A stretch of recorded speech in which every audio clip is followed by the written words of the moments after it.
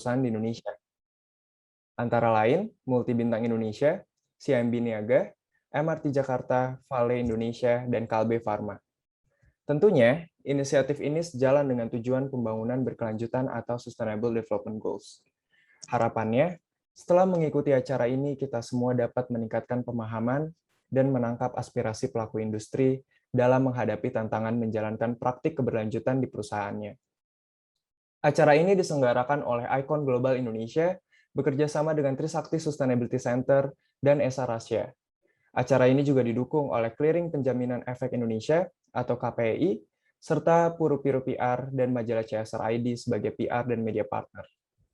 Sebelum memulai acara hari ini, izinkan saya untuk membacakan tata tertib dan games yang akan berlangsung selama acara.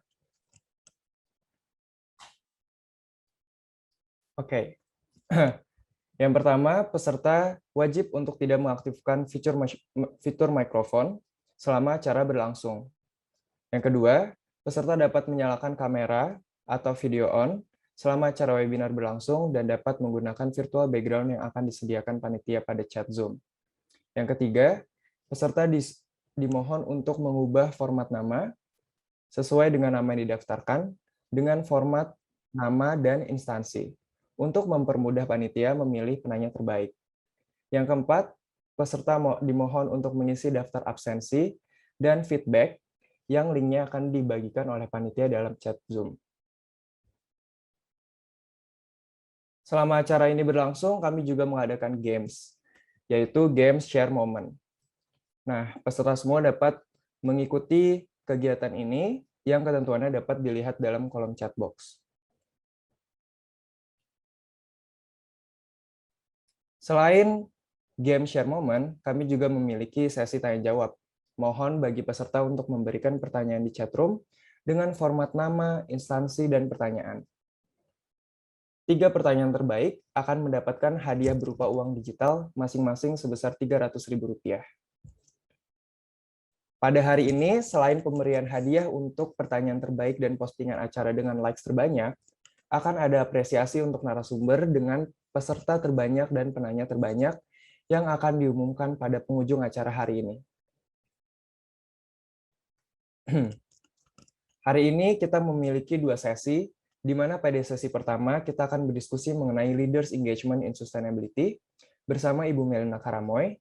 Kemudian di sesi kedua akan ada panel discussion bersama Mas Henry Julius selaku Country Program Manager Global Reporting Initiative untuk Indonesia. Tanpa berlama-lama lagi, mari kita mulai sesi pertama dengan Ibu Melina Karamoy.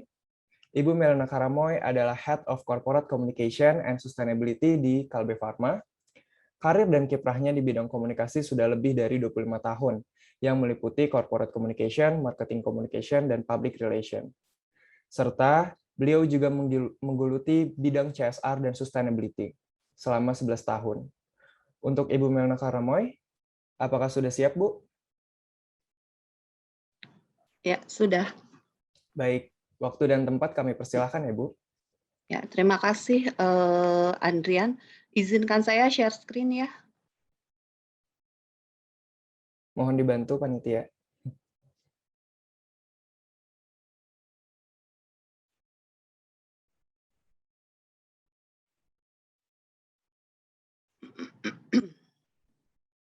Bentar.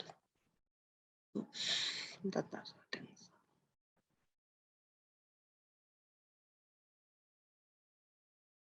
Oke.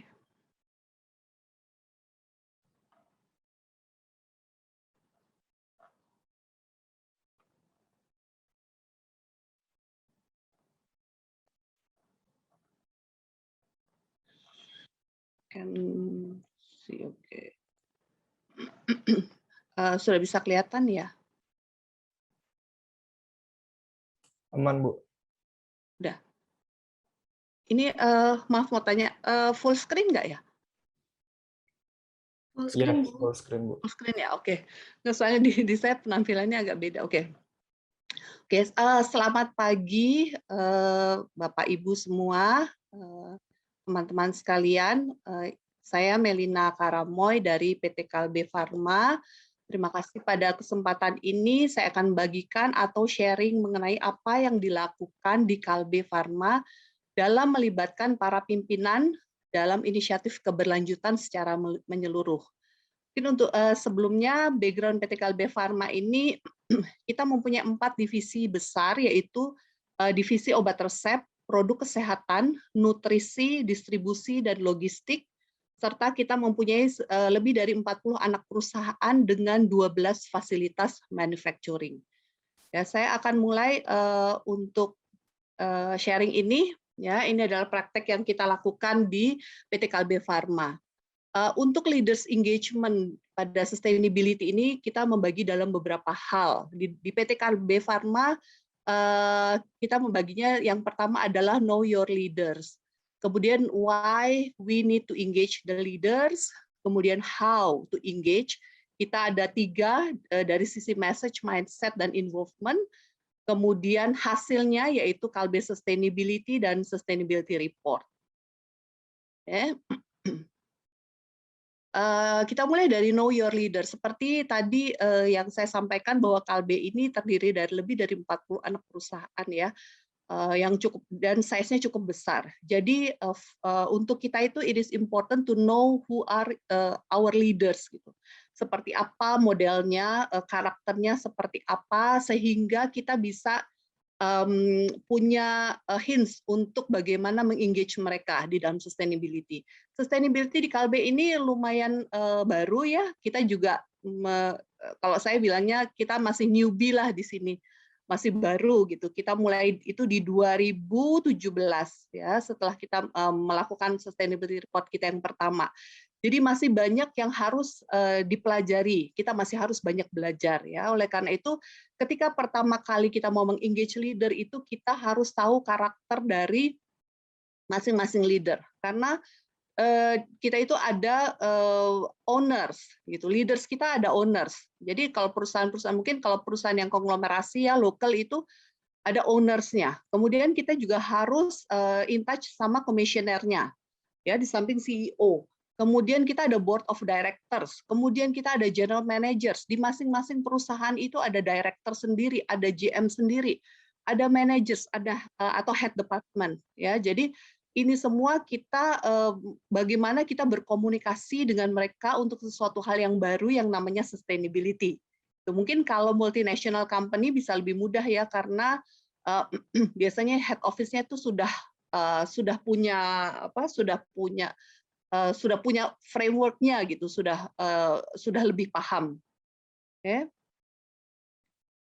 Nah, di Kalbe kenapa kita harus mengengage leaders? Yang pasti yang pertama kita harus dapat get insight atau shared vision ya.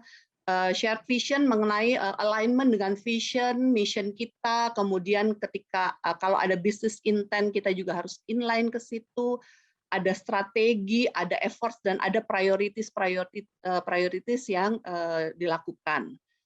Kemudian kita harus engage leader karena kita mau leaders itu memberikan direction, show how to. Direction tentang apa dan fokus apa yang bisa diangkat untuk sustainability. Kemudian get buy-in atau approval, ini sangat penting buat kami waktu itu, karena ketika mereka approve, ketika mereka sudah buy-in, maka kita dapat fully support dan mereka be ready to back up. Jadi mereka siap untuk membackup kita. Kemudian ada share responsibility. Kita juga harus share responsibility dengan leaders, karena leaders juga bertanggung jawab untuk melakukan inisiatif terkait keberlanjutan. Kemudian ada enable others to act. Ini kalau perusahaan-perusahaan yang besar itu biasanya kan kita harus harus kolaborasi dengan perusahaan lainnya ya, dengan subsidiary atau dengan anak perusahaan. Nah ini kalau kita mengengage leaders, maka leaders itu akan mendorong kolaborasi dengan perusahaan-perusahaan tersebut. Yang terakhir adalah encouragement dan recognition. Ini lebih kepada apresiasi dari tim yang melakukan sustainability di seluruh grup. Itu yang pastinya ini mengarah ke penilaian dari individual excellence. Next adalah how to engage them gitu. Gimana sih caranya? Kalau di Kalbe yang kami lakukan adalah Pertama, kita harus punya message atau pesan yang influencing dan convincing. Jadi ini memang communication skills memang harus dimiliki ya oleh setiap orang penggerak dari sustainability dari sebuah company kalau menurut saya. Yang pertama adalah kita selalu harus bilang bahwa Kalbe is doing good gitu. Kita itu melakukan yang terbaik. Kita melakukan yang terbaik dari hati, bukan karena aturan atau karena untuk dilihat orang, tapi kita melakukan hal yang terbaik karena kita mau melakukan hal yang terbaik. Kemudian karena kami perusahaan TBK, maka ini sebenarnya kita menjawab kebutuhan dari para investor. Biasanya kalau baik dari lokal maupun yang dari luar ya. Jadi mereka sering bertanya gitu, apa sustainability strategi yang dilakukan oleh Kalbe? Itu para BOD kita itu paling sering ditanya. Gitu. Jadi apa sih strategi keberlanjutannya gitu? Apakah ada pelaporan keberlanjutan? Jadi banyak pertanyaan yang sekitar inisiatif keberlanjutan yang dilontarkan oleh para investor. Demikian pula dengan lembaga-lembaga penilai gitu. Banyak sekarang lembaga penilai yang Kalbe juga perusahaan kami juga dinilai dari sisi ESG-nya, environment, social dan governance-nya. Kemudian compliance to the rules and regulations. Ini POJK 51 ya. Pastinya kita sebagai TBK company harus comply dengan peraturan yang dikeluarkan oleh OJK. Nah, kemudian kita juga melakukan kontribusi kepada bangsa dan percepatan SDG. Di sini kami juga mengconvince para leaders kami bahwa kita ini harus berkontribusi untuk bangsa. Apalagi sekarang sudah ada rencana aksi nasional ya yang dari Bappenas dan juga ada percepatan SDG. Jadi kita harus juga terlibat di dalam hal-hal seperti itu. Kemudian belum lagi kalau misalnya kita ini anggota dari beberapa asosiasi, contohnya UNGC atau UNICEF gitu. Mereka punya beberapa requirement yang harus kita penuhi yang terkait sustainability. Kemudian yang terakhir tentunya ini untuk penguatan image dan reputations dari company itu sendiri. Nah, untuk engage leaders lagi, yang kedua yang kami lakukan adalah kita harus changing mindset, ya, switch dari not only responsible tapi juga sustainable gitu. Jadi kita harus switch mindset. Jadi seluruh BOD starting dari seluruh leaders itu mereka harus mind resetting gitu ya, di change mindsetnya. Nah biasanya perusahaan tuh suka selalu fokusnya pada profit ya. Ini saya pengalaman ketika bicara sustainability di awal-awal itu pasti selalu larinya ke profit. Saya bilang profit is important, tapi sustainability itu akan increase the profit gitu. Kenapa? Karena di dalam sustainability itu pasti kan ada efisiensi, ada reduce cost, ada renewable, menggantikan cara-cara lama, kemudian nanti akan menciptakan stakeholder trust yang akan berpengaruh pada our reputations dan image. Nah, kemudian old way versus new way in doing business ya. Biasanya kalau perusahaan tuh suka udah dalam zona nyaman, artinya kita gini juga laku kok, gitu. Nggak perlu melakukan ini juga laku. No, this is different gitu. Jadi kita harus bisa merubah mindset kita bahwa kita ini sekarang justru harus berlomba-lomba untuk di dunia yang sedang kompetitif dalam sustainable space ini untuk menyatakan our strong capability gitu. Kemudian kita open the showcase. Open the showcase ini kita harus memperlihatkan what good things we have done dan bagaimana dampaknya. Being humble is good, tapi pada saat di dunia yang kompetitif ini open showcase itu perlu, asalkan ada proven evidence-nya yang bisa dipertanggungjawabkan. Ya, kemudian how to engage leaders. Yang ketiga yang kami lakukan adalah kita involve leaders. Jadi selalu melibatkan leaders dalam pembuatan sustainability initiative. Mulai dari kami melakukan workshop waktu itu gunanya untuk untuk edukasi supaya dapat common understanding di antara seluruh BOD gitu, mendapatkan pemahaman yang benar. Kemudian setelah itu kita melibatkan mereka untuk membuat sustainability policy, ya. Even kami duduk bareng sama BOD untuk menyusun policy. Kemudian setelah policy kita membuat sustainability strategy untuk keberlanjutan, itu juga melibatkan BOD. Kemudian saat ini kita lagi menyusun sustainability commitment dan beberapa inisiatif, dan kita juga sudah membuat sustainability report. Ini semua yang kami lakukan ini selalu ada BOD yang terlibat. Jadi dalam pelaporan leaders harus bertanggung jawab atas konten yang disajikan. Oleh karena itu penting leaders involvement. Oke. Nah, ini adalah hasil dari leaders involvement atau engagement yang ada di Kalbe. Jadi keluarlah namanya Kalbe Sustainability dengan fokus kita yang SDG 3.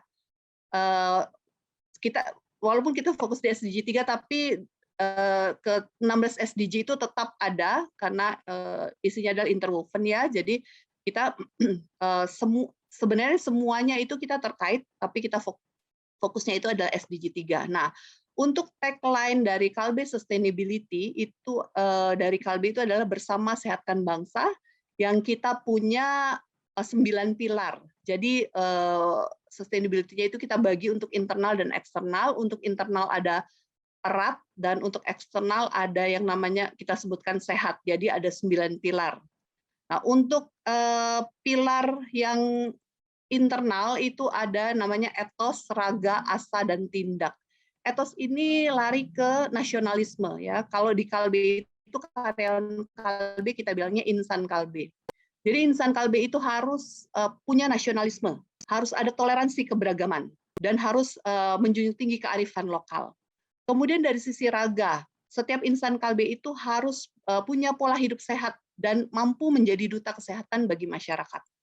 Dari sisi asa, insan Kalbe itu berperilaku Pancasrada. Pancasrada itu is our values di Kalbe, ya. Jadi harus menghidupi nilai-nilai Pancasrada dan mampu untuk berkontribusi bagi masyarakat. Dari sisi tindak, itu setiap insan Kalbe itu harus dalam melakukan eksekusinya harus inovatif dan memberi nilai tambah bagi masyarakat. Nah, kemudian untuk pilar eksternal, kita ada pilar S, E, H, A, dan T. Untuk pilar S itu kita lari ke sains dan teknologi untuk riset dan pendidikan, kemudian untuk inovasi untuk kesehatan. Jadi semua kegiatan keberlanjutan, inisiatif keberlanjutan yang terkait dengan sains dan teknologi kita masukkan di dalam pilar S. Kemudian ada pilar E. Pilar E itu lari ke pelestarian ekosistem, pengelolaan lingkungan, termasuk energi, air, emisi, limbah, material pengemasan, keanekaragaman hayati itu masuk di dalam situ semua. Nah, untuk pilar H ini lari kepada promosi, edukasi, dan intervensi untuk pola hidup sehat. Kemudian kita punya juga pilar A. Pilar A itu mengenai penyediaan atau membuka akses kesehatan untuk masyarakat luas, baik melalui direct access maupun digital platform. Untuk pilar T itu pengelolaan bisnis dari hulu ke hilir yang bertanggung jawab tentunya, mulai dari bahan baku, vendor management, izin, uji klinis, marketing, sales, dan lain sebagainya. Ini merupakan satu penciptaan ekosistem bisnis berkelanjutan. Oke. Nah, ini adalah hasil dari leaders engagement juga. Kita dari Kalbe sudah membuat sustainability report dari 2017, ya. Waktu itu kita mulai belajar. Jadi kenapa kita mulai di 2017, ya karena kita mau belajar untuk berkomunikasi dengan para pemangku kepentingan tentang inisiatif positif yang dilakukan Kalbe serta dampaknya. Jadi dari 2017 kami mulai membuat, judulnya memperkuat sinergi menciptakan keberlanjutan. kemudian di 2018 bersama Kami Bersinergi dan Peduli, di 2019 dan di 2020 judulnya temanya adalah Bersama Sehatkan Bangsa. Yang dua terakhir ini ada bab khusus untuk pandemi. Jadi di 2019 di 2020 ini. Dan kami saat ini juga sedang menyusun sustainability report untuk pelaporan 2021. Ya. Ya, oke. Sekarang apa yang kita butuhkan gitu sebagai praktisi sustainability di dalam sebuah perusahaan? Bagaimana kita mendorong terutama leaders kita ya untuk melakukan aksi aksi keberlanjutan tersebut. Ini tidak tidak terbatas departemennya. Jadi siapapun atau bagian apapun yang akan terkait dengan keberlanjutan, kita harus punya beberapa hal ini ya. Yang pertama adalah challenge yourself gitu. Jadi kita harus positive thinking, kita harus punya guts. Kadang-kadang saya suka ketemu kalau ngobrol itu suka bilang teman-teman suka sharing kalau susah ya BOD kita agak susah nih, pikirannya masih begini gitu. Jadi saya banyak berdiskusi dalam hal ini ya. Sebenarnya mereka bukan susah, tapi mereka belum mengerti.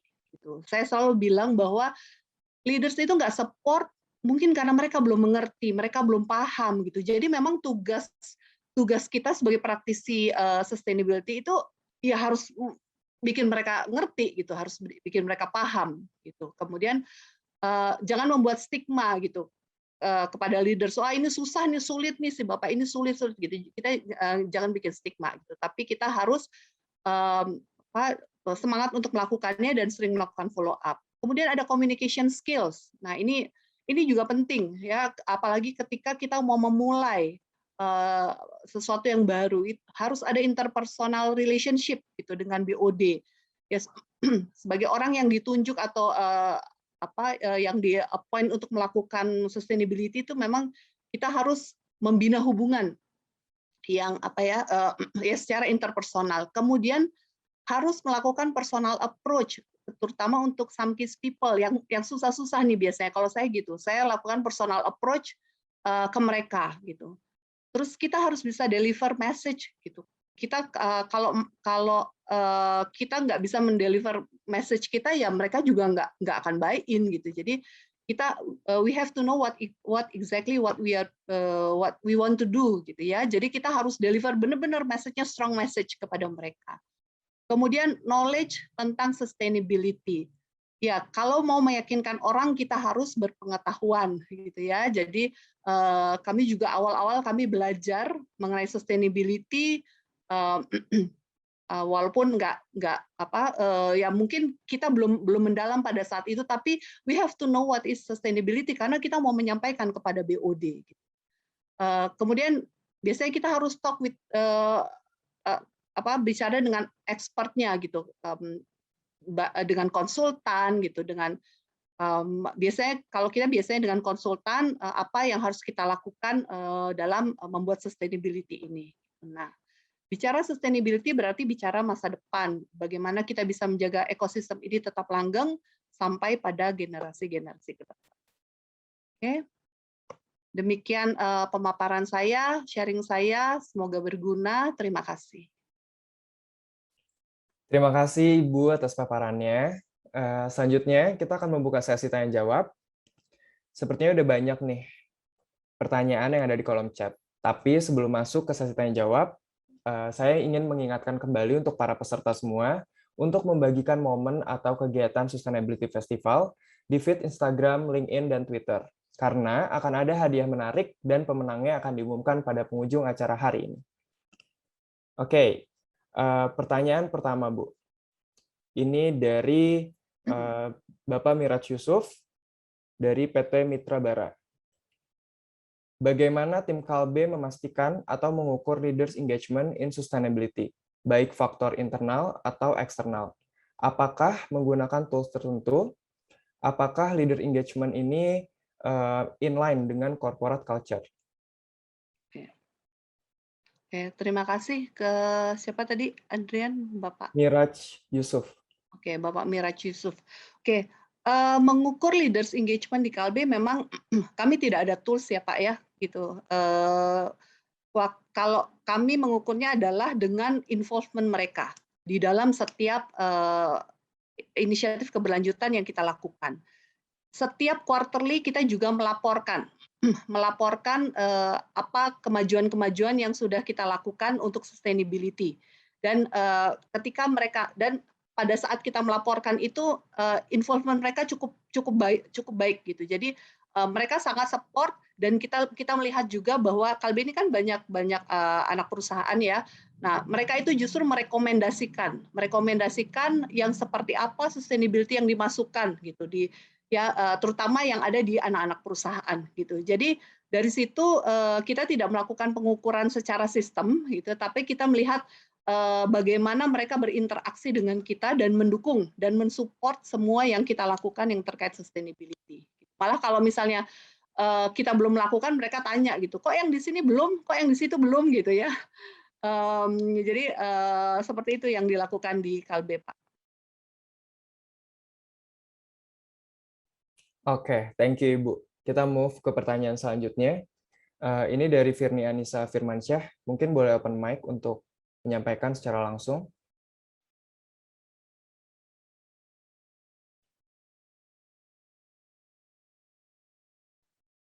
Kepada Ibu Firni Firmansyah dari PGN, dipersilahkan.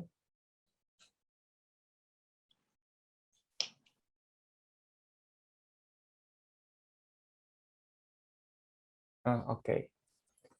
Baik, saya bacakan ya Bu. Menerapkan leaders engagement in sustainability ini sangat menarik karena seorang leader memiliki role yang sangat penting dalam meningkatkan kesadaran terkait sustainability reporting di perusahaan. Namun, yang menjadi pertanyaan, bagaimana meningkatkan aware terkait SR di lingkungan perusahaan-perusahaan berskala kecil atau menengah di daerah-daerah di Pulau Jawa? Oke, yang pasti tadi setiap ini maksudnya perusahaan-perusahaan di daerah Jawa termasuk anak perusahaannya kalau dari kami juga kami itu punya perusahaan-perusahaan anak perusahaan yang tersebar di seluruh Indonesia ya. Yang pasti satu, ketika leaders engagement itu sangat penting seperti yang saya katakan tadi karena dia mendorong kolaborasi. Jadi justru si leadernya yang akan menjadi KOL gitu, key opinion leader ke si perusahaan-perusahaan ya di seluruh Indonesia itu gitu. Untuk prakteknya di Kalbe adalah seperti itu. Jadi dari kami sendiri tidak artinya gini, kita melakukan secara menyeluruh. Artinya dari si leadernya sendiri sudah bicara dan kemudian kami biasanya melakukan yang namanya kita punya webinar khusus untuk sustainability, namanya LMTS, Let's Move Towards Sustainability. Itu kita lakukan setiap tahun dan kita undang semuanya. Jadi basically seluruh grup Kalbe itu sudah mengerti dan sudah tahu bahwa kita itu punya satu strategi yang namanya sustainability. Dan dari kita juga membagikan, kita punya sarana komunikasi internal ya dengan email blast gitu, dengan portal. Di situ kita juga taruh semua yang terkait sustainability. Jadi kalau dari grup di negeri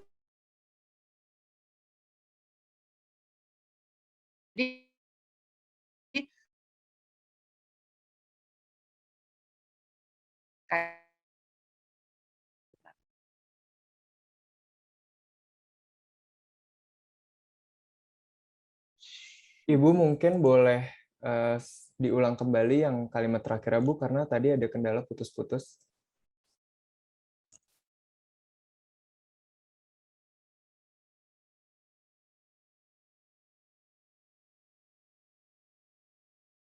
Oke, sepertinya Ibu Melina ada gangguan jaringan. ya, maaf Mengingatkan jadi kembali. Maaf, sudah jaringannya bergabung saya terlebih agak terganggu tadi. Oke. Oke, ya. Ada lagi? Yes, kita menerima Ya. pertanyaan dari Ibu Ayu Feel dari free tim kita sharing Fasil ya. Study Center. Silakan Bu Ayu untuk menyampaikan secara langsung. Ya, pagi Bu Melina. Selamat pagi. Saya mau tanya dikit nih. Misalnya dalam satu BOD itu ada satu direktur yang masih belum sepaham gitu kan. Itu jadi saat pembuatan SR juga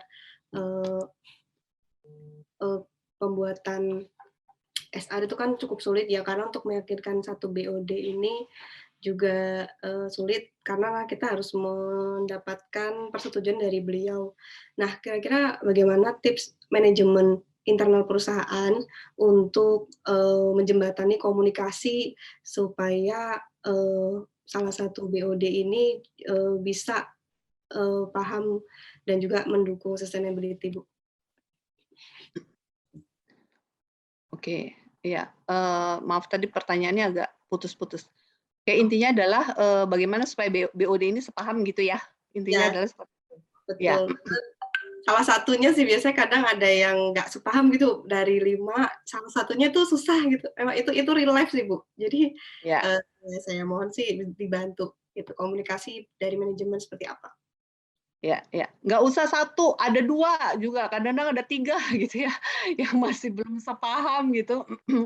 Jadi, iya memang, karena itu tadi ya, mereka itu punya mindset sendiri-sendiri gitu, karena kalau di Kalbe ini kan memang divisinya banyak gitu, jadi mereka memposisikan diri mereka itu sesuai dengan bisnis yang mereka lakukan gitu, which is fine-fine aja, kalau menurut saya sih fine-fine aja gitu, tapi satu hal kita harus tahu aim-nya apa, biasanya gitu. Karena saya selalu bilang bahwa kita ini bersama sehatkan bangsa, sesuai dengan tagline keberlanjutan kita gitu. Jadi apapun yang ada di pikirannya mengenai keberlanjutan itu harus selalu fokusnya adalah bersama sehatkan bangsa, yaitu erat dan sehat itu. Gitu. Jadi dan biasanya kalaupun ini bukan ini hanya tidak sepaham aja gitu, tapi bukan resistensi gitu ya. Tapi kalau dia larinya ke resistensi itu biasanya kita sudah lakukan personal approach gitu. Jadi kita melakukan pendekatan personal kepada bapak atau ibu yang bersangkutan gitu, dan kita menerangkan sampai mereka jelas gitu. Dan itu kita undang di dalam ketika kita melakukan webinar-webinar yang terkait dengan sustainability. Biasanya itu yang kita lakukan. Baik, terima kasih Bu Melina. Ya, terima kasih. Banyak nih pertanyaan nih, Bu. Ibu Ya. maaf karena tadi sempat keputus-putus sehingga pertanyaannya kurang jelas. Aku mengulang lagi pertanyaan yang sebelumnya ya, Bu. Ya.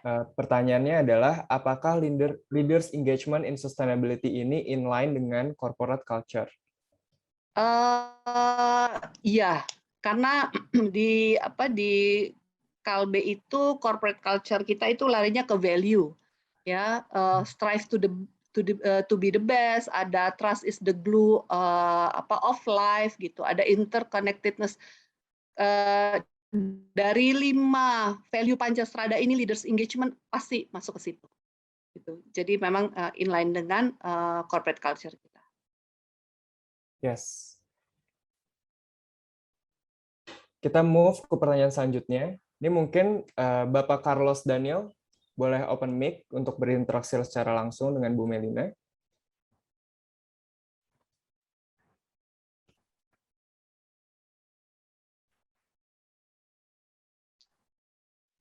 Oke, mungkin aku bacakan aja ya, Bu.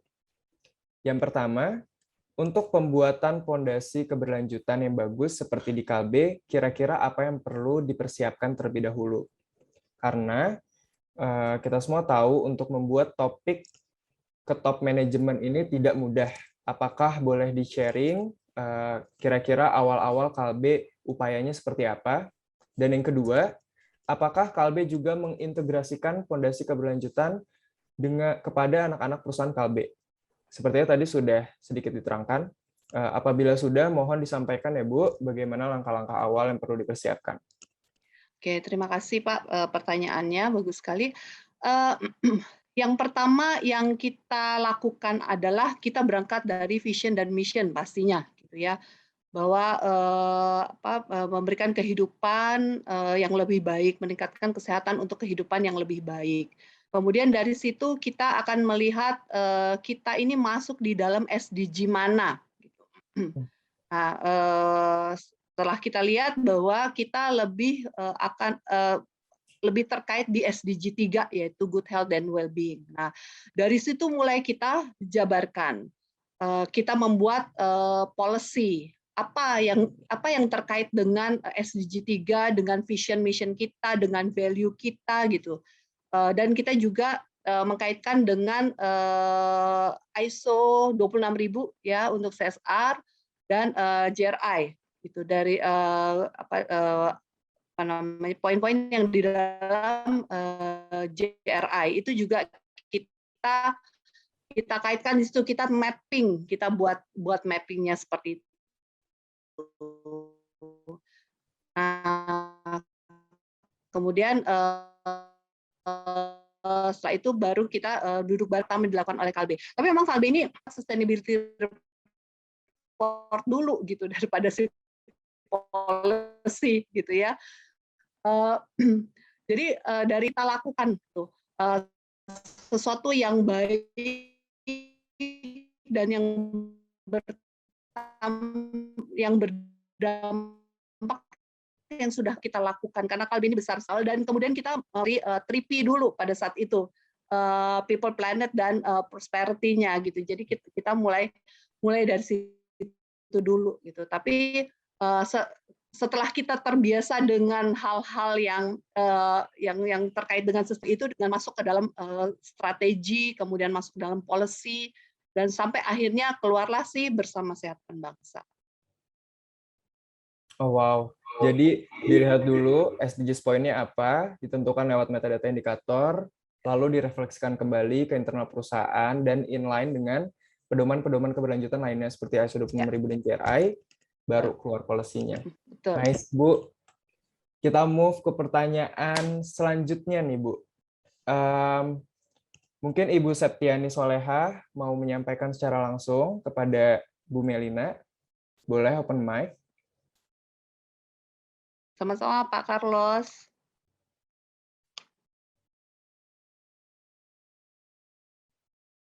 Oke, mungkin berhalangan untuk open mic. Kalau apa, Aku bacakan kembali ya, Bu. Bagaimana nih cara KLB untuk meyakinkan leaders bahwa sustainability akan memberikan pengaruh terhadap profit perusahaan? Dan bagaimana KLB meyakinkan investor bahwa sustainability akan memberikan value yang lebih bagi mereka? Apa sustainability inisiatif yang dilakukan untuk meyakinkan leaders dan investor? Oke. Yang pertama, bagaimana meyakinkan manajemen ya untuk ini terkait dengan profit.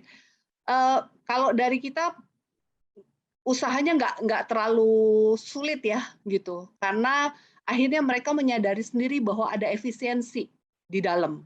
Gitu. Ada efisiensi di dalam, ada seperti yang saya bilang tadi, ada reduce cost segala macam gitu, dan itu mereka sadari bahwa dan karena setiap bulan itu kan akan setelah kita punya sustainability, setiap bulan itu ada laporan mengenai pemakaian air, kemudian pemakaian listrik gitu. Itu dan cukup signifikan setelah dibuat perhitungan untuk sustainability. Jadi reduce cost itu yang sampai sekarang pun kita ada, kalau nanti Bapak Ibu teman-teman semua masuk di website kita, lihat sustainability report yang terbaru itu masuk semua gitu. Jadi secara mereka merasakan bahwa itu bisa berpengaruh pada financial dari KLB.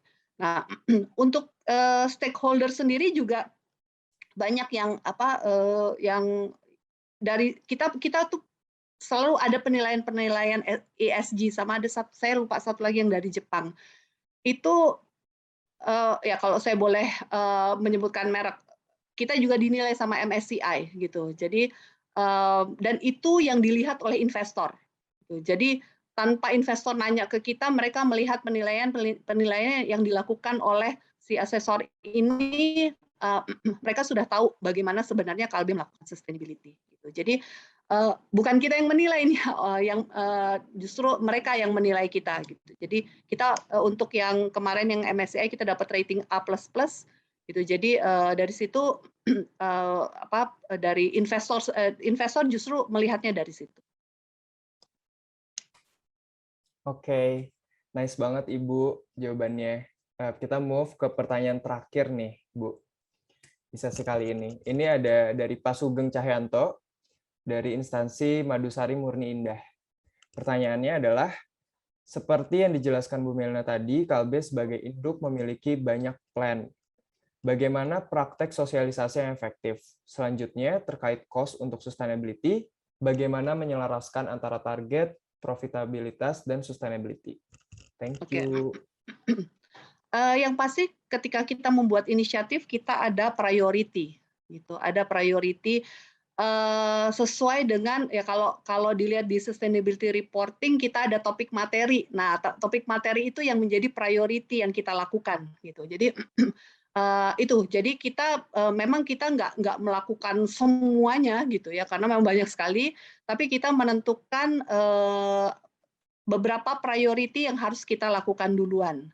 Gitu. Nah, terkait dengan cost itu kita sekarang mencoba untuk membuat sebuah cost center sendiri untuk sustainability memang gitu. Mungkin kami menerjemahkan sustainable finance atau sustainable accounting ya gitu. Kita membuat mencoba dari sisi sistem di finance itu membuat kode-kode sendiri semua kegiatan yang termasuk di dalam keberlanjutan itu masuk di dalam kode tersebut, baik yang terkait planet, people gitu, maupun yang environment-nya itu kita sudah berikan kode-kode tertentu dan kita masukkan ke situ gitu. Jadi itu baru kita lakukan di akhir 2020 kemarin, pertengahan 2020 kemarin gitu. Jadi banyak sih gitu, tapi kita sudah mulai gitu. Jadi kita kita mulai karena kita mau mengukur sebenarnya dari sisi cost itu kita sudah spending berapa. Kalau dari sendiri itu udah ada gitu, tapi kita mau tahu secara menyeluruhnya gitu. Dan untuk yang sehingga kita bisa sebut untuk cost sustainability itu kita sudah berapa yang maksudnya sudah ada nilainya berapa. Jadi kita secara cost kita membagi-baginya seperti itu. Yes, memang sudah dibagikan dan diplan ya, Bu. Ya. Nah, karena ini pertanyaan terakhir, Bu, mungkin ada message yang disampaikan sebelum sesi ini berakhir dan kita berlanjut ke sesi diskusi panel berikutnya. Ya mungkin saya meminjam lagi ya pertanyaan-pertanyaan dari beberapa teman-teman saya gitu mengenai leaders engagement. Kita memang penting melibatkan leaders gitu. Susah atau tidak susah ya tetap harus dilakukan gitu. Karena kalau bagi saya sih sebenarnya nggak ada yang susah gitu. Cuman ya kita harus memberikan pemahaman yang benar gitu. Ketika kita dapat kliknya gitu ya, kalau orang sekarang kan gitu ya harus dapat kliknya gitu. Nah, ketika kita sudah dapat kliknya itu mereka pasti akan support dan itu yang sudah dilakukan. Even presiden director itu mau duduk bareng sama saya untuk bisa merumuskan sesuatu gitu yang terkait sustainability gitu. Jadi jangan takut gitu, jangan discourage gitu, tetap semangat untuk bisa untuk tetap mau melibatkan si leader-leader ini dalam mendukung sustainability. Terima kasih. Yes, terima kasih Ibu. Ibu dimohon untuk stay untuk kita mengikuti diskusi panel berikutnya di sesi berikutnya. Dan teman-teman, terima kasih masih bersama dengan kami di Event Sustainability Festival. Semangat dan antusiasmenya sangat luar biasa sekali. Berikutnya, kami akan memulai sesi kedua, yaitu panel diskusi yang dipimpin oleh Mas Henry Julius. Beliau merupakan Country Program Manager untuk Indonesia dari Global Reporting Initiative. Mas Henry Julius ini juga memiliki latar belakang pendidikan Master in Public Policy dari National University of Singapore dan Master of Arts dari University of Sydney. Kepada Mas Henry Julius, apakah sudah siap, Mas? Oke, Mas, screen is yours. Terima kasih, Andrian, untuk perkenalannya. Selamat pagi menjelang siang, para hadirin sekalian yang sudah dalam 4 hari ini mengikuti rangkaian acara yang bertajuk Sustainability Festival, Sustainability September, Mainstreaming Good Sustainability Practices. Pada kesempatan siang ini, saya Henry Julius Wijaya, selaku moderator, akan membantu rekan-rekan untuk memandu diskusi panel kita yang akan menghadirkan 4 pembicara yang telah juga berbagi materi sejak hari pertama kita. Jadi manfaatkanlah kesempatan ini untuk kembali bertemu dengan para pembicara kita dan menyampaikan pertanyaan yang mungkin baru terpikir setelah kita kemarin mengikuti sesi mereka. Oleh karena itu, saya akan mengundang terlebih dahulu kepada 4 pembicara kita hari ini, yaitu yang pertama, saya undang Ibu Fainta Negoro, Head of Sustainability and Partnership dari Multibintang Indonesia, part of Heineken Company, untuk menyalakan video dalam diskusi ini. Kemudian pembicara kedua kita adalah Bapak Leo Mualim, Vice President Sustainability dari PT Bank CIMB Niaga. Kepada Pak Leo Mualim dipersilakan juga untuk menyalakan videonya. Kemudian pembicara ketiga kita adalah Bapak Prayoga Hamsa Wira Disurya yang merupakan Corporate Secretary Vision Head dari PT MRT Jakarta. Kepada Bapak Prayoga dipersilakan juga untuk menyalakan videonya. Selanjutnya kepada Bapak Bayu Aji dari Senior Management Communication dari PT Vale Indonesia untuk juga dapat terlibat dalam diskusi ini. Yang terakhir tentu saja pembicara yang sudah bersama kita sejak pagi ini yaitu Ibu Melina M. Karamoy, Head of Corporate Communication and Sustainability dari PT Kalbe Pharma.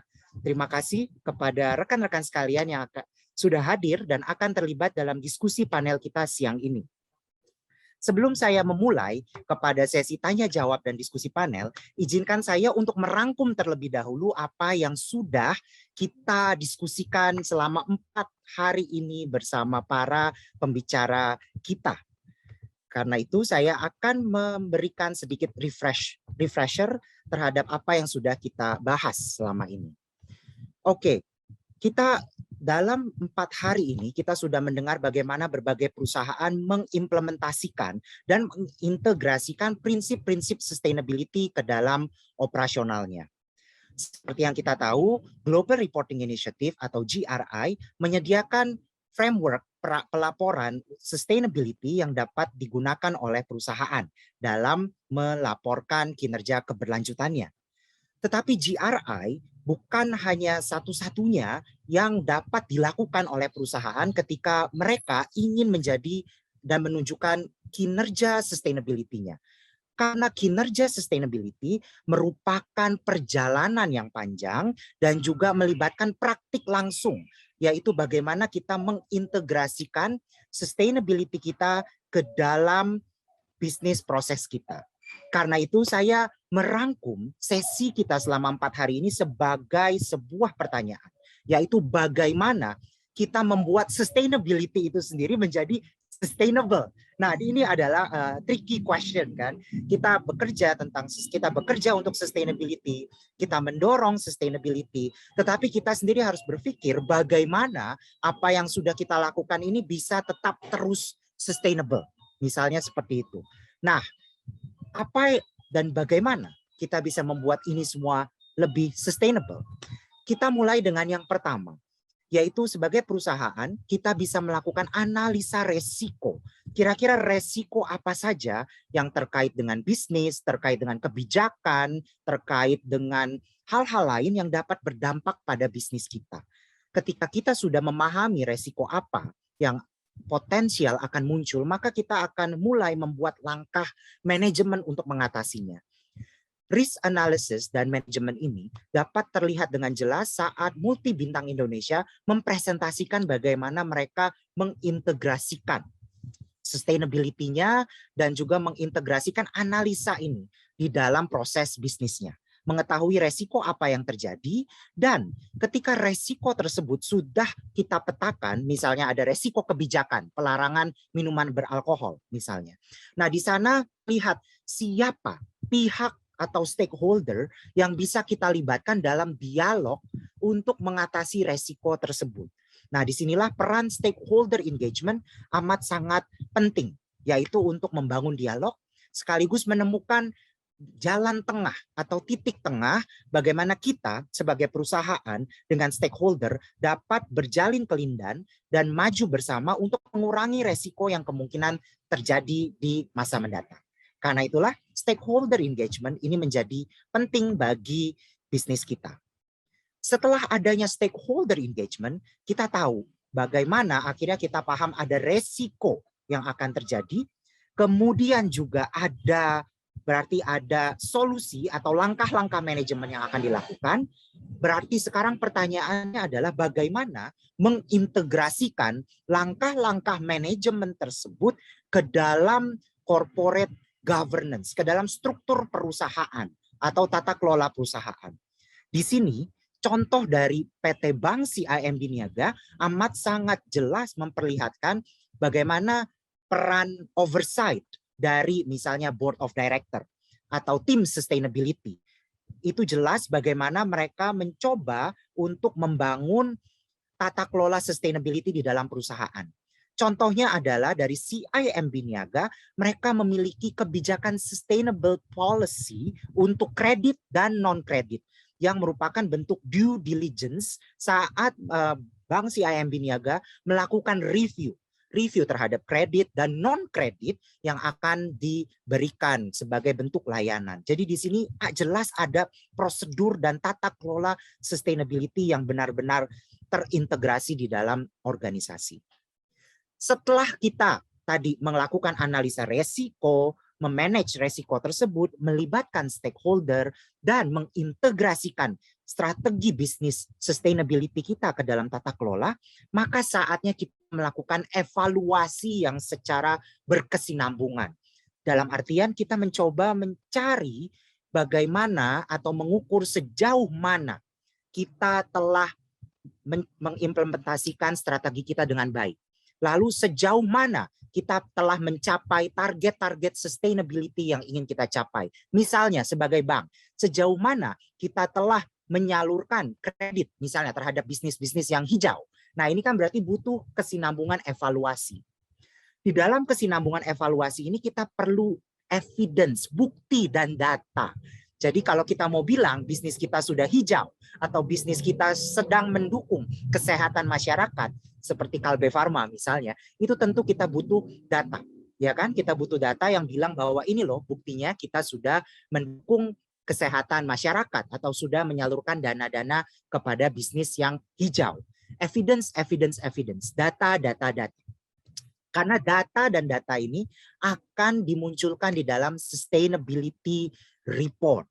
Seperti yang kita tahu, contoh yang paling menarik, yang juga tak kalah menarik adalah dari PT MRT. Ketika PT MRT sudah membuat sustainability strategi dan roadmap-nya, kita bisa lihat bagaimana PT MRT berkomitmen secara berkesinambungan untuk terus-menerus mengumpulkan data dan terus berkomitmen pada isu-isu sustainability yang sudah mereka pilih.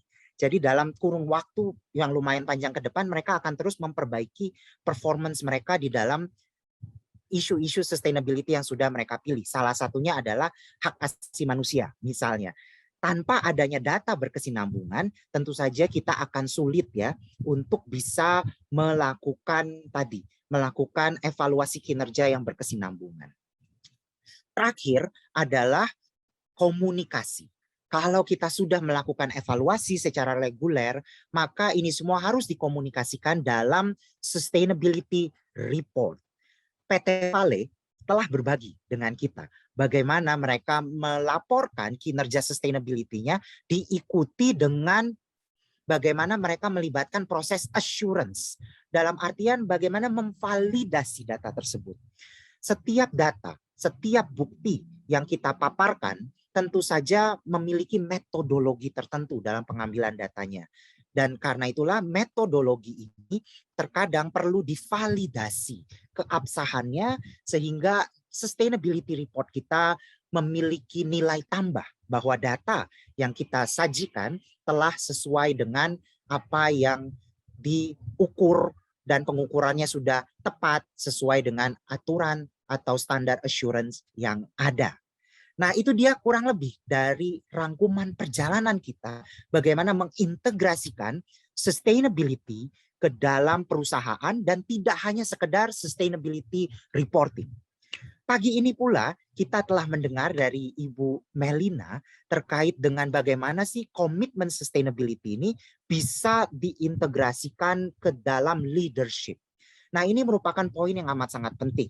Ketika kita bicara integrasi, maka kita bicara tentang who is going to lead this integration. Dan Ibu Melina sudah menjelaskan bagaimana leadership itu penting, karena leadership ini akan mempengaruhi corporate governance. Karena corporate governance ini, tata kelola, apalagi budaya, yang namanya budaya itu perlu di-cultivate. Tidak mungkin dengan satu hari terjadilah budaya tersebut, perubahan budaya tersebut. Perubahan budaya tersebut bukan seperti Loro Jonggrang membuat 1000 candi dalam satu malam. Tapi perubahan itu selalu terjadi dari waktu ke waktu. Sehingga komitmen dari leadership itu amat sangat penting.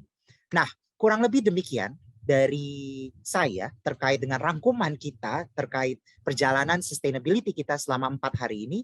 Tentu saja ini bukanlah akhir dari perjalanan kita karena kita masih memiliki diskusi panel juga ya dengan para pembicara kita, dan tentu saja saya akan membuka ruang tanya jawab bagi rekan-rekan yang punya pertanyaan gitu ya, burning questions yang ingin segera disampaikan kepada pembicara kita, silahkan. Seperti itu karena kita di sini terbuka. Pertanyaan bisa ditaruh di dalam chat room atau bisa juga dinyalakan lewat audio dengan cara raise hand terlebih dahulu untuk mempermudah traffic tanya jawabnya. Demikian dari saya, karena itu sekarang saya undang kembali keempat pembicara kita yang kelihatannya sudah ada di ruangan. Ibu Fainta Negoro, Ibu Melina Karamoy, Bapak Leo Mualim, kemudian Bapak Prayoga dan Bapak Bayu Aji. Dipersilakan mungkin untuk menyalakan videonya. Kami juga mengundang Bapak Semerdanta Pusaka, mewakili Esa Rasia, Ibu Ayu Ristiani, mewakili Trisakti Sustainability Center, dan Ibu Delvania Matasik sebagai perwakilan dari ICON, serta Ibu Juniati Gunawan dari Trisakti Sustainability Center. Ya, terima kasih. Selamat siang, Bapak Ibu semua. Ya. Selamat siang, Bapak Ibu semuanya. Selamat siang. Selamat siang, Bapak Ibu semua. Mungkin sudah siap ya kita untuk sharing dan berdiskusi bersama untuk pagi ini. Mungkin kalau saya boleh mulai, saya ingin bertanya terlebih dahulu kepada Pak Semerdanta Pusaka, Pustaka jadi buku gitu ya Pak ya. Tapi Pak Semerdanta ini adalah buku berjalan bagi saya. Karena beliau ini memahami semua standar. Jadi saya kalau punya banyak pertanyaan ya memang ke Bapak Pustaka ini gitu ya. Sebagai buku yang berjalan. Oke, mungkin pertanyaan saya yang pertama Pak Danta ya. Dari pengalaman perusahaan-perusahaan yang sudah kita bagikan dalam 4 hari ini. Menurut Bapak, apakah ada langkah lain yang mungkin bisa dilakukan oleh perusahaan yang masih hijau, dalam tanda kutip hijau di sini masih baru banget memulai inisiatif sustainability-nya? Kira-kira langkah apa yang bisa dilakukan, Pak Danta? Untuk mereka memulai dulu deh, yang penting melangkah dulu gitu. Kalau tadi kan kita lihat perusahaan-perusahaan yang kita sudah tampilkan dalam 4 hari ini lumayan sudah advance gitu ya. Kira-kira gimana nih Pak untuk yang pemula? Silakan Pak Danta. Ya, terima kasih Mas Henry. Ini memang pertanyaan yang penting ya. Jadi kalau misalnya kita sudah melihat perusahaan-perusahaan yang kita hadirkan ini kan sudah mengambil langkah yang signifikan gitu ya. Nah, lalu yang baru ini mulai dari mana gitu ya. Saya akan mengusulkan itu mulai dari capacity building dulu, Mas Hendri. Jadi capacity building itu bukan hanya training saja ya, tapi semacam workshop dan melibatkan leaders. Ya, nah ini kan kita topiknya hari ini soal leaders engagement, melibatkan leaders untuk memahami konteks keberlanjutan perusahaan kita ini apa sih. Lalu perusahaan ini kalau mau sustain kayak apa? Nah, start dari situ aja dulu.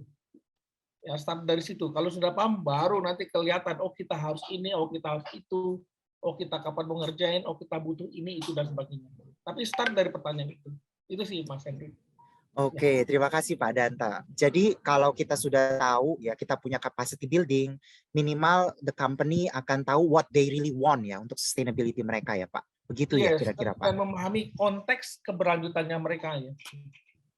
Oke, terima kasih Pak Danta. Mungkin pertanyaan berikutnya saya ingin melempar pertanyaan ini kepada Bu Fainta ya.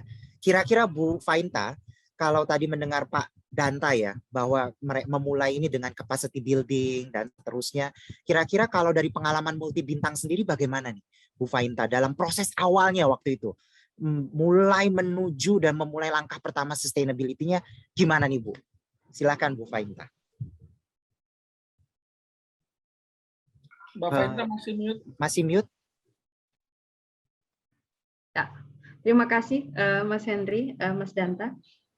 Sebagai company yang kebetulan memang mungkin teman-teman juga memahami ya, Multi Bintang Indonesia itu sebagai organisasi sangat lean banget lah organisasinya. Jadi ketika mau memulai kita paralel sih. Jadi barengan ngelakuinnya barengan sama capacity building itu nggak bisa ditinggalin gitu. Karena memang ada hal-hal yang mau nggak mau harus segera dimulai aja, mulai sambilan kita cari ilmunya. Seperti itu sih, Mas. Oke, jadi mencari ilmu juga ya Bu ya. Jadi mirip-mirip dengan capacity building ya. Iya, capacity building tapi tetap jalan paralel lah. Maksudnya bareng, bener-bener ini harus dimulai ya udah jalan gitu. Bahwa oh ternyata kita belum punya kapasitinya, ya sambil jalan itu kemudian mulailah colek-colek Pak Danta, colek Mas Hendri kan gitu. Jadi colek-colek itu juga strategi langkah pertama ya untuk memulai sustainability. Network itu penting juga. Oke, terima kasih Bu Fainta. Nah, terkait dengan colek-colek, saya ingin tanya ke Bu Juniati nih, sebagai konsultan yang sudah malang melintang di dunia sustainability, Bu.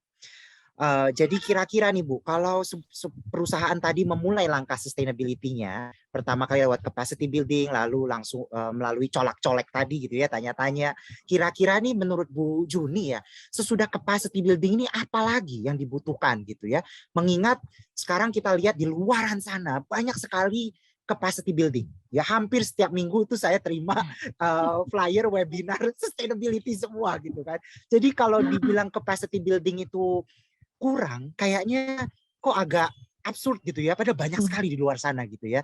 Nah mungkin sekarang yang kita perlu tahu sesudah capacity building ini what's next gitu ya, menurut pengalaman Bu Juniati sebagai konsultan yang malang melintangnya sudah berdekade gitu ya di isu sustainability. Silakan Bu Juni. Ya, terima kasih banyak Mas Hendri, Bapak Ibu narasumber yang saya hormati, terima kasih dan juga semua yang hadir di sini. Oke, kalau ngomong webinar sudah malang melintang, kadang-kadang kita juga merhatiin sampai fatigue ya, Mas Hendri. Wah, webinar terus fatigue. Tapi satu hal, hati-hati mengikuti webinar ataupun menerima, kadang-kadang kita overwhelming. Nah, akhirnya intinya nggak ketangkep. Saking banyaknya, benang merahnya nggak ketangkep. Bahkan ada teman kami yang nyampaikan semua ngomong beda-beda semua, ilmu banyak banget, ada istilah A, B, C, D, E, sebenarnya apa balik ke dasarnya aja akhirnya nggak ketangkep. Ini dia. Jadi dengan banyaknya webinar kita dituntut untuk lebih bijak. Yang mana intinya?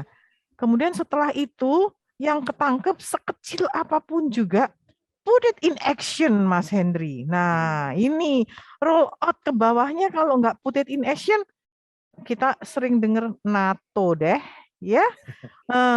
Jangan sampai NATO. No action, talk only.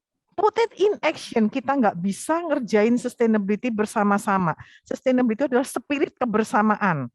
Ya, masalah kami konsultan, pendidikan, dosen segala macam itu adalah latar belakang kita masing-masing. Tetapi spiritnya bersama-sama, Mas Henry. Put it in action. Thank you, Mas.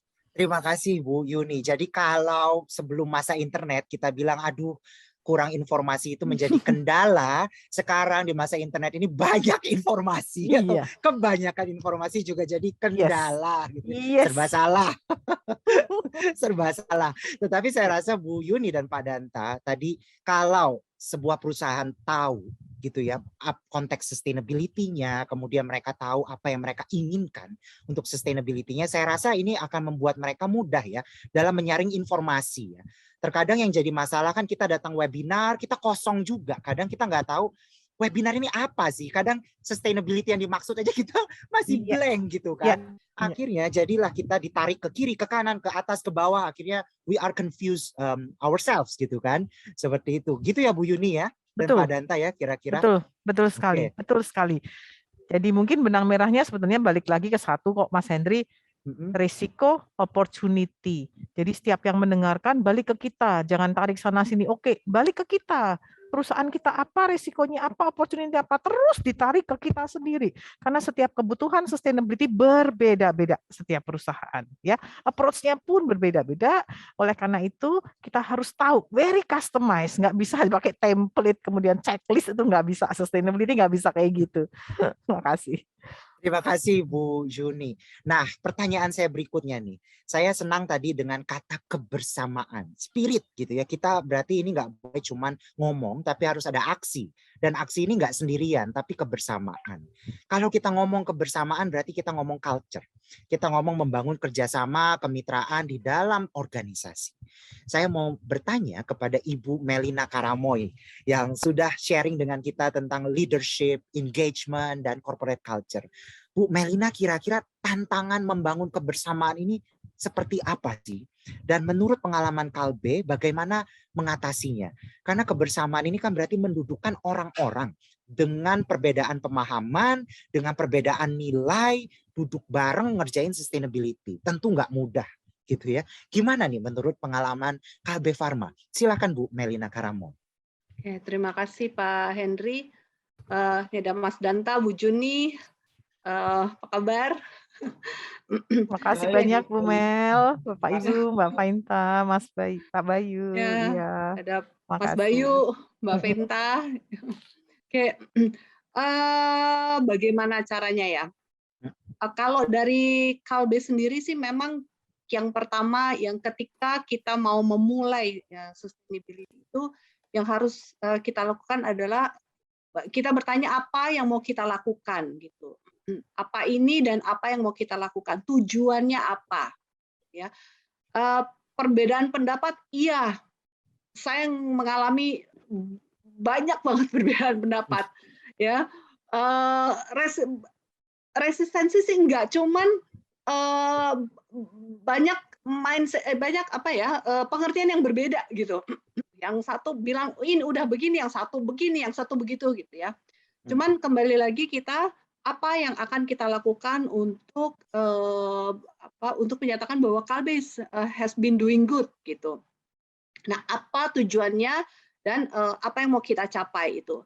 Akhirnya ketika kita bersama-sama setuju untuk bersama sehatkan bangsa, gini, ketika kita pertama kali bikin annual report itu belum ada common understanding sebenarnya gitu. Walaupun dari sisi kita sudah memberikan capacity building dengan BOD gitu, tapi tetap masih ada beberapa yang pengertiannya masih belum sama waktu itu. Tapi ketika kita merumuskan bersama sehatkan bangsa, so whatever persepsinya semuanya harus merujuk kepada bersama sehatkan bangsa gitu.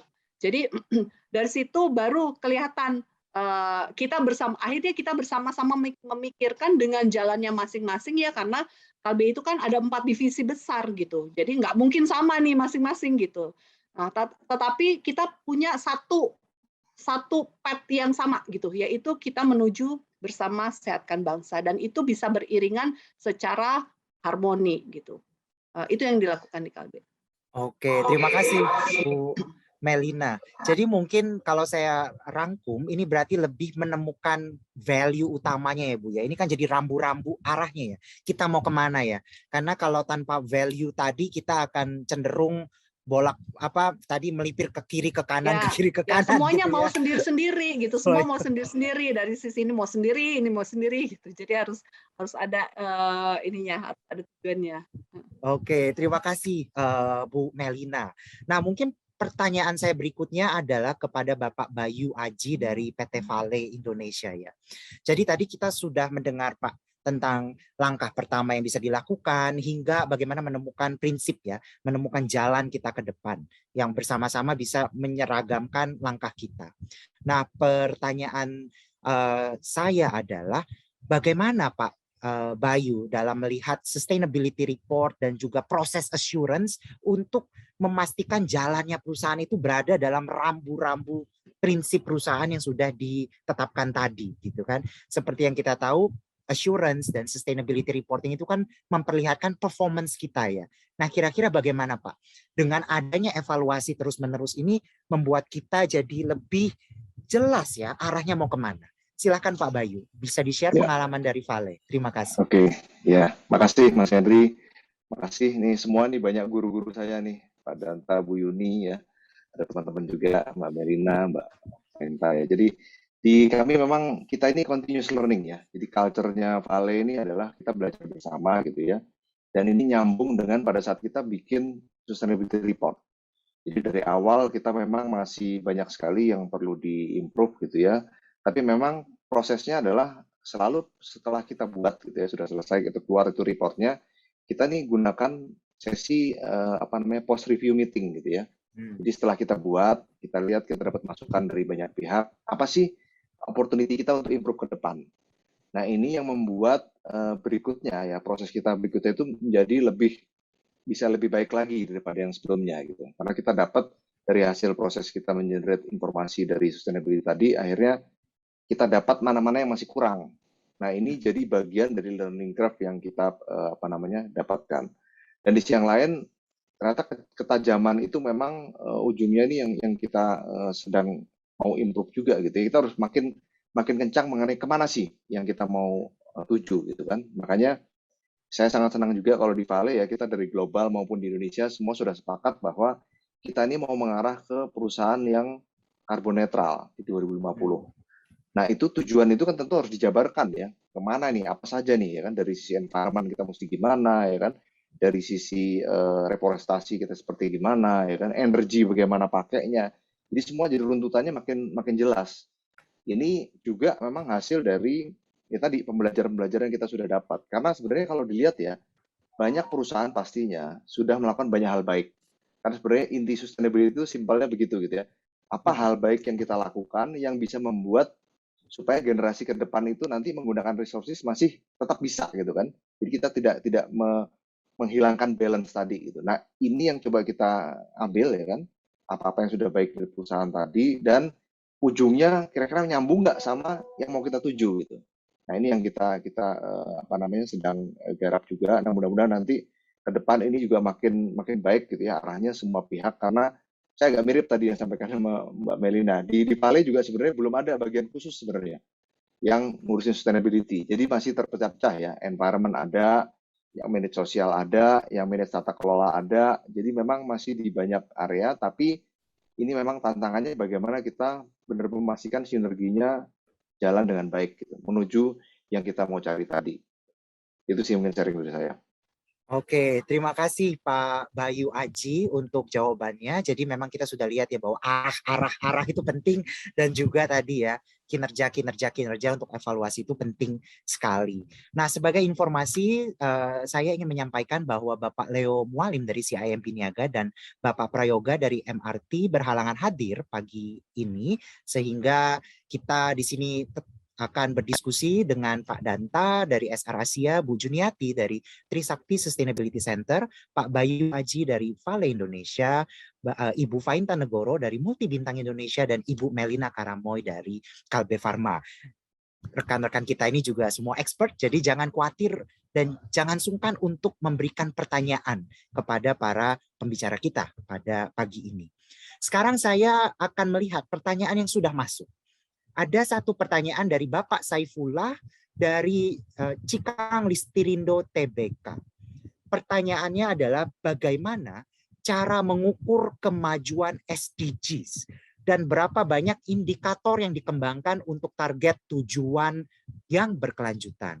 Nah, mungkin kalau saya boleh menjelaskan sedikit, bagi yang mungkin belum familiar, SDGs merupakan Sustainable Development Goals atau tujuan pembangunan global tujuan pembangunan berkelanjutan yang telah ditetapkan oleh PBB dan harus dicapai oleh setiap negara pada tahun 2030. Dalam SDGs ini terdapat 17 goal, dimulai dari pengentasan kemiskinan, kesetaraan gender, kesehatan masyarakat, hingga dengan kemitraan yang berkelanjutan. Nah, kalau kita bicara tentang SDGs, berarti juga kita bicara tentang pelaporan.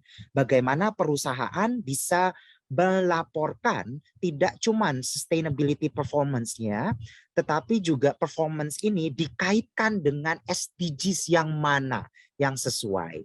Nah, karena pertanyaan ini terkait dengan reporting, saya akan melempar pertanyaan ini kepada Bapak Danta dan Ibu Juniati ya, selaku expert kita di dalam bidang reporting salah satunya. Nah, kira-kira menurut Pak Danta, indikator SDGs itu seperti apa sih Pak? Dan bagaimana perusahaan bisa menyelaraskannya dengan di dalam sustainability report? Silakan Pak Danta. Thank you Mas Hendri. Ini menarik ya soal SDGs ya, karena banyak sekali yang bertanya bagaimana perusahaan ini bisa terlibat dalam SDGs, melaporkan SDGs, pakai indikator yang mana dan sebagainya. Mungkin untuk menjawab itu saya akan coba runut satu-satu ya. SDGs merupakan indikator pembangunan berkelanjutan yang diratifikasi oleh pemerintah, gitu ya, ratifikasi oleh pemerintah. Dan kita siapapun itu, termasuk perusahaan, berkontribusi mendukung itu, gitu ya. Namun ownership dari indikator tetap ada di pemerintah sebenarnya, karena pemerintah yang menyusun VMR, laporan ke global dan sebagainya. Nah, bagaimana perusahaan itu bisa mendukung SDGs? Yang pertama, bisa pakai tools yang namanya SDG Kompas. Ya, SDG Kompas. Silakan nanti browsing di internet. Nah, kalau di SDG Kompas itu justru alignment SDGs kepada perusahaan itu melihat dari konteks keberlanjutan dari perusahaan. Makanya memahami konteks keberlanjutan perusahaan ini penting sebenarnya, gitu ya. Seperti tadi Bu Yuni bilang, yang namanya konteks keberlanjutan perusahaan itu kan punya masing-masing, nggak bisa duplikasi dari perusahaan A, B, C kita dijiplak itu nggak bisa. Nah, jadi pahami konteks keberlanjutannya, kemudian lihat mana yang align dengan SDGs, gitu. Nah, hal-hal yang lain dengan SDGs itulah baru kita selaraskan baik kegiatannya maupun indikatornya. Nah, alignment dengan SDGs itu juga bisa ada dua pendekatan, Mas Hendri. Satu, kita alignment dengan indikator SDGs global, atau kita alignment dengan indikator SDGs yang dikembangkan oleh Bappenas. Karena tidak semua indikator global itu diadopsi oleh Bappenas. Nah, gitu. Jadi kalau ditanya jumlahnya ya tergantung dari konteks keberlanjutannya perusahaan. Misalnya kalau kita perusahaan konsultan, tentu isu sosialnya lebih kencang ya. Terus kita kan fokus pada pemberdayaan sumber daya manusia. Ya larinya misalnya ke edukasi, kesehatan dan sebagainya.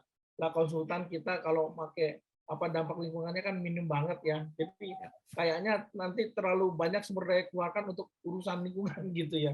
Gitu Pak Henry. Contohnya seperti itu. Bank misalnya, bank ya mungkin dilihat ya konteksnya mereka itu kan dari sisi pendanaan ya. Berarti isu-isu terkait dengan sustainable finance yang alignment dengan SDGs itu menjadi prioritas. Gitu. Namun saya tidak bilang bahwa yang lain enggak loh ya. Silakan aja. Tapi tadi Bu Melina bilang kita kan ada prioritas gitu ya. Ya itu memang begitu, harus ada prioritas. Namanya Kalbe ya, yang utamanya ya kesehatan gitu ya, align dengan core bisnisnya, yang lainnya ngikut gitu. Ya. Saya kira dari saya itu Pak Henry. Terima kasih. Terima kasih Pak Danta. Nah, mungkin pertanyaan berikutnya kepada Bu Yuni ya, menyambung Pak Danta. Dalam pengalaman Ibu, biasanya tantangan apa sih Bu dari perusahaan dalam menyelaraskan SDGs-nya itu tadi? Lalu strategi mengatasinya seperti apa Bu Yuni? Silakan. Iya, terima kasih Mas Henry. Menarik banget tantangannya. Nomor 1, pengen semuanya 17-17-nya Mas Henry. Jadi kalau ditanya SDGs, loh kami bisa loh 17-17-nya Bu, semuanya nyambung. Betul, untuk mendukung tentu kita bisa mendukung 17-17-nya. Namun, Bapak Ibu dan teman-teman semua, kita punya prioritas. Ya, yang mana yang menjadi prioritas? Tenaga waktu kita nggak memungkinkan untuk memprioritaskan 17-17-nya.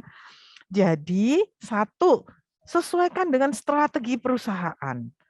Bisnis perusahaan apa? 2, sesuaikan dengan target. Yang bicara sustainable development goals, ada goals-nya dulu, ada nama goals. Goals itu berarti tujuan, targetnya apa? Ada target, maka ada KPI. Semua perusahaan pasti punya KPI. Jadi ngeling antara KPI yang sudah ada, bisnis strategi sama SDGs-nya. SDGs ini support ya, untuk membuat bisnis kita lebih efisien, lebih efektif, dan memperhatikan risiko dan opportunity. Ya, tentu konteks triple bottom line-nya yang aspek lingkungan, aspek sosial itu tetap diperhatikan selain aspek ekonomi. Jadi sekali lagi, nggak usah terlalu banyak, tantangan kita adalah 17-17-nya, cari yang paling cocok yang menjadi prioritas. Kedua, tantangannya adalah memberikan target. Ada target, ada strategi. Jangan semuanya dirujuk tapi nggak ada target. Bappenas dengan jelas mengatakan kami butuh angka, kami butuh measurement, kami butuh target. Nah, artinya kalau semua dunia usaha merujuk semua tapi nggak ada target, percuma. Nanti nggak bisa diambil angkanya. Tantangan yang ketiga adalah tentu buy-in dari pimpinan, Mas Hendry. Sometimes teman-teman kita yang hadir di sini, saya sangat yakin mereka paham. Tetapi bagaimana eskalasi ke atasnya, ini menjadi pimpinan tersendiri, jadi tantangan tersendiri. Ya, terima kasih. Terima kasih Bu Juni. Berarti ada tadi ya, kembali lagi ke atas ya, eskalasi ke atas ini gimana nih supaya bisa SDGs-nya jalan dan selaras gitu ya. Nah, pertanyaan saya masih terkait SDGs kepada Bapak Ayu Aji ya.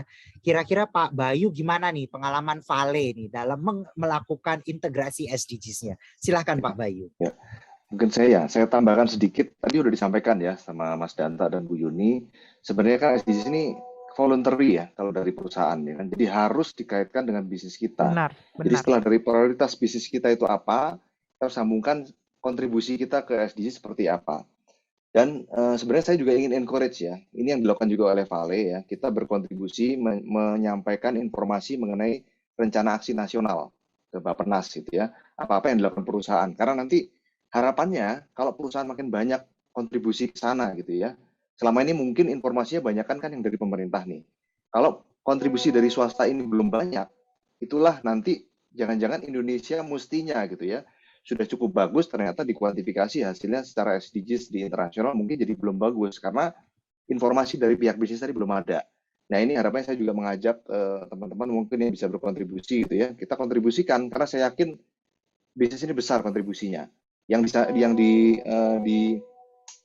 pandang oleh Vale juga, kita sebagai bisnis kan sebenarnya kalau dilihat mungkin dari kapasitas ekonomi kita lebih dari setengahnya gitu ya di negara ini gitu kan.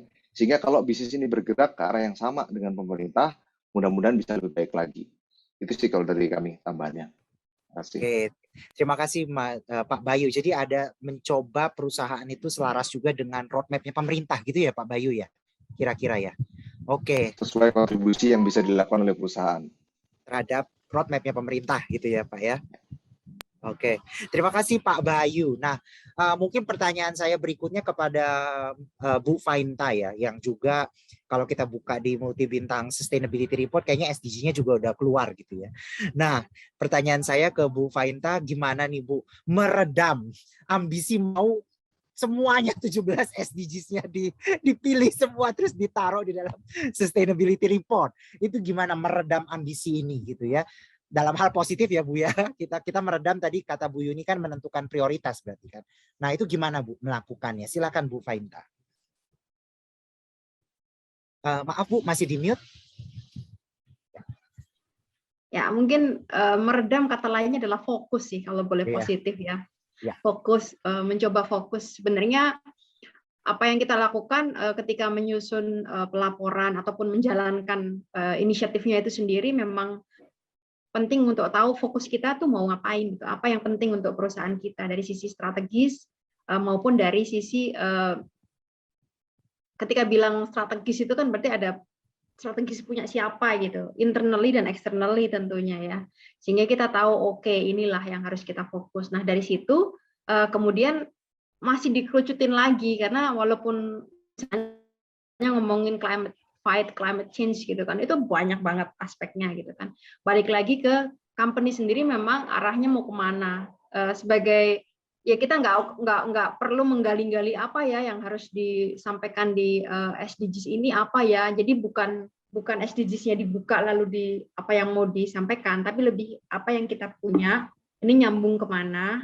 Kemudian itu yang kita sampaikan sedetail-detailnya, sefokus-fokusnya dan terukurnya. Misalnya kalau bicara climate change, kita akan ngomong soal emisi karbon yang terus progresnya kita report. Kemudian terkait dengan waste management ya, ada beberapa indikator yang bisa kita masukin, tetapi tentunya kita fokus mau kemana yang mau dilaporkan. Itu penting disesuaikan dengan arah dan tujuan perusahaan itu sendiri supaya kalau terlalu banyak pesan gitu juga orang bisa nyasar gitu. Ini sebenarnya mau kemana sih MBI ini gitu. Jadi penting untuk tetap menjadi diri kita sendiri. Pesan yang ingin kita sampaikan, misalnya kalau Kalbe Pharma ngomongin bersama untuk menyehatkan bangsa, ya arahnya ke situ. Kalau di MBI bagaimana kita ingin create the pride for Indonesia and also enjoyment gitu kan. Pride-nya ngomongin sustainability-nya, enjoyment-nya ngomong soal experience-nya.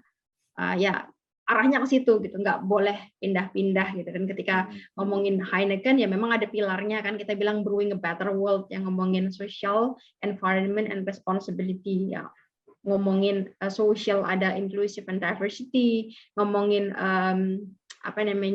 environment ada ngomongin soal carbon, water management, dan ngomongin responsibility ada soal responsible consumption. Ya udah fokus aja yang di report.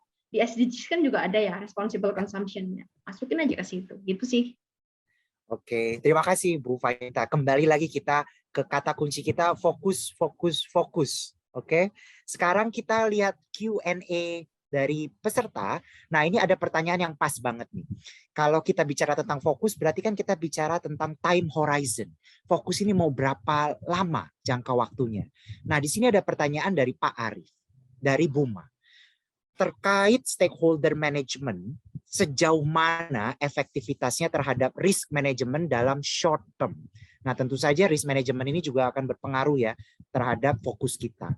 Dan implementasi nyata seperti apa yang bisa dilakukan dalam jangka waktu pendek. Nah, ini bagaimana kalau fokusnya ternyata kita mau jangka pendek. Kira-kira risk manajemennya efektivitasnya seperti apa dan contoh implementasinya seperti apa. Dan pertanyaan ini diarahkan kepada Bapak Bayu Aji. Silakan Bapak Bayu bisa share. Ya, makasih. Ini berat ya. Jadi gini, kalau kami memang kami sama nih teman dari Buma ya, kita sama-sama di dunia tambang. Jadi tambang itu memanage stakeholder ini sangat-sangat kompleks gitu ya. Karena biasanya kejadian di kita sebagai sebuah tambang yang sangat besar gitu di area itu gitu ya, di mana semua lini ekonomi ini kan nyambungnya ke tambang. Sehingga memang ada banyak istilah interest ya kan, banyak pihak stakeholder ini yang ingin berbarengan dengan perusahaan untuk melakukan sesuatu. Nah, ini memang suatu hal yang kompleks ya di kami itu. Jadi kita mapping berdasarkan areanya. Jadi misalkan di Luwu Timur ya kan kita seperti apa, fokus poin topiknya ini seperti apa ya kan, di sentral seperti apa, kemudian di proyek kami Pomala dan Bahudopi seperti apa. Apa kira-kira interest dari setiap stakeholder. Nah ini yang kemudian dimappingkan sehingga pada saat kita membangun konsep stakeholder relationship-nya gitu ya, di-align-kan dengan isu yang ada di areanya. Gitu. Misalkan di Luwu Timur ya memang sekarang ini kondisinya karena kita beroperasi ini makin banyak gitu ya masyarakatnya, terus kemudian lahan yang ada itu kan areanya semakin sempit gitu ya. Nah masalah yang paling banyak di kita itu memang arahnya ke arah bagaimana penggunaan lahan, penggunaan area. Bagaimana supaya makin banyak lokal ya kan bisa diakomodir oleh perusahaan, bisnis lokal juga bagaimana makin bisa banyak diakomodir oleh perusahaan. Nah, isu-isu seperti itu yang kita mappingkan sehingga kemudian kita bawa dalam stakeholder engagement supaya nanti nyambung ya apa yang dilakukan oleh perusahaan, apa yang diharapkan juga oleh stakeholder ini bisa kita mitigasi, bisa kita diskusikan dengan baik supaya menghasilkan solusi yang tepat. Itu yang kami lakukan, yang bisa di-sharing. Oke, terima kasih.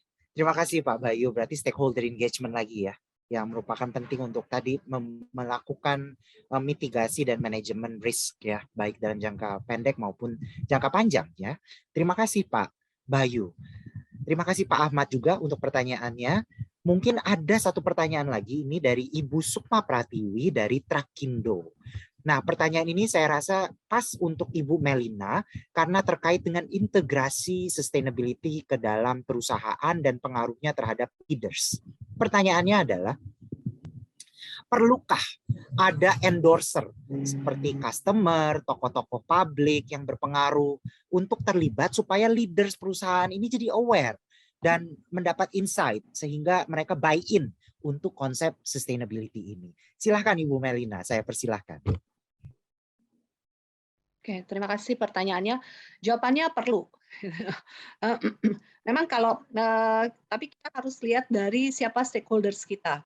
Ya, biasanya kalau di KLB itu di dalam sustainability report itu kita define stakeholders kita siapa aja gitu. Dan kalau dibilang dapat insight, iya, harusnya iya gitu. Jadi ketika kita menentukan nanti seperti fokus ya, misalnya topik materi gitu, itu alangkah baiknya memang kalau kita juga dapat inputan dari stakeholders gitu, dari luar gitu, sesuai dengan stakeholders target kita gitu.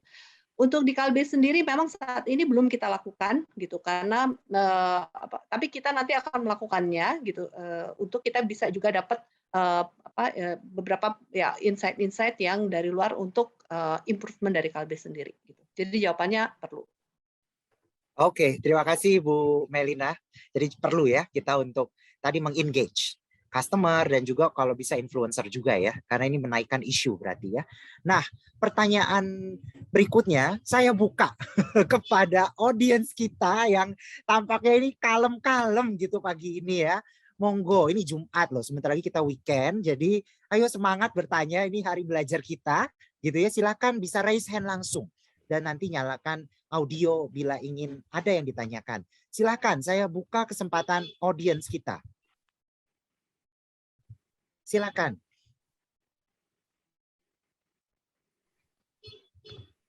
Wah, ini ada yang sudah menyalakan video. Mungkin ada yang ingin bertanya? Selamat siang, Pak Hendri. Yang Pak Arjuna ya? Ya, selamat betul. Siang. Silakan, Pak. Ya, sebenarnya tadi saya sudah menanyakan di chat ya, masalah sustainability yang ada hubungan dengan green energy. Kelihatannya itu sudah mulai masalah juga bagi beberapa perusahaan di Indonesia ya, mengganti listrik yang dari fosil menjadi listrik yang dari EBT atau dari surya ya. Ini gimana problemnya? Apakah mulai dirasakan menyulitkan atau gimana ya? Karena terus tidak mudah Pak, karena ini menyangkut masalah energi, masalah reformasi, ini terkait masalah teknis ya, reformasi ini pabrik-pabrik KLB misal gimana ya, pembangkit listriknya diganti, grid listrik dan sebagainya diganti gitu ya. Kira-kira ada yang bisa cerita nggak kesulitan seperti apa gitu? Dan masalahnya kan berhubungan dengan target waktu ya. Ini kan kalau kita lihat pemerintah targetnya kan 2030 sampai 2050 secara ekstrim itu apa PLTU yang dari batu bara sama dari gas itu kan harus dikurangi. Atau jangan mesti dihilangkan itu. Ini gimana dampaknya dan strategi perusahaan seperti apa ya? Terima kasih. Saya nggak tahu kepada siapa pertanyaan ditujukan. Oke. Terima kasih. Terima kasih Pak Arjuna. Jadi Pak Arjuna pun masih belum tahu siapa yang ingin ditujukan ya. Jadi kayak di open aja nih kepada para panelis. Kira-kira siapa yang ready untuk menjawab? Pak Bayu kayaknya udah senyum-senyum. Silakan Pak Bayu. Boleh. Jadi memang ini menarik ya, Pak Arjuna ya. Semua sebenarnya tergantung juga dari komitmen perusahaannya akan seperti apa gitu ya. Karena memang kita juga sudah lihat bahwa investasi ya, sekarang energi terbarukan itu di Indonesia masih mahal.